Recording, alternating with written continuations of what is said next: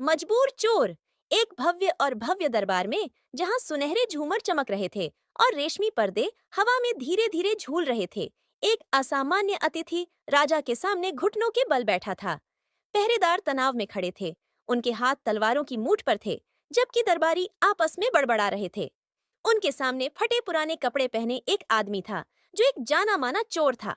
उसका चेहरा पतला था, उसकी आंखें खोखली थीं, लेकिन उनमें एक आग थी, एक ऐसी आग जिसमें हताशा और अवज्ञा दोनों थी।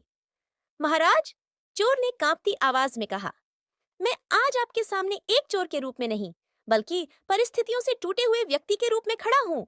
राजा, एक बुद्धिमान और निष्पक्ष शासक, बड़बड़ाहट को शांत करने के लिए अपना हाथ उठाया। बोलो, उसने आदेश दिया। मैं एक चोर की बातें क्यों सुनूं? चोर ने एक गहरी सांस ली और अपनी कहानी शुरू की।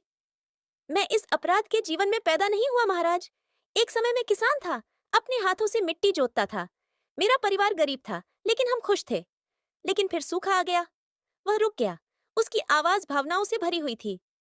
बारिश बंद हो गई, फसलें सूख गईं और भूख हमारी रोज की साथी बन गई। मैंने अपना सब कुछ बेच दिया, मेरे औजार, मेरे मवेशी, यहाँ तक कि मेरी पत्नी के गहने भी। फिर भी यह मेरे बच्चों को खिलाने के लिए पर्याप्त नहीं था। वे हर रात रोते हुए सोते थे। दरबार चुप हो गया। सबसे कठोर मंत्री भी सहानुभूति की पीड़ा महसूस किए बिना नहीं रह सके। एक दिन चोर ने कहा, मैंने अपने सबसे छोटे बच्चे को भूख से मरते हुए देखा। मैं साहूकारों के पास गया, लेकिन उन्होंने मुझे मना कर दिया। अपनी हताशा में मैंने एक रोटी चुरा ली। यह पहली बार था जब मैंने कानून तोड़ा, और मुझे इसके लिए खुद से नफरत हुई। लेकिन मैंने अपने बच्चे को कई दिनों के बाद मुस्कुराते हुए देखा, और उस पल ने मुझे अपनी शर्म भुला दी।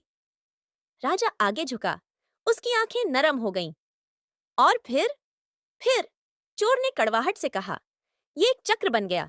मैंने जीवित रहने के लिए चोरी की, और जल्द ही मुझे अपराधी करार दे दिया गया। कोई मुझे काम पर नहीं रखता था, कोई मेरी मदद नहीं करता था। मैं वही बन गया जिसका आरोप मुझ पर लगाया गया था, एक चोर। लेकिन यह कभी लालच से नहीं था महाराज, यह असहायता से था।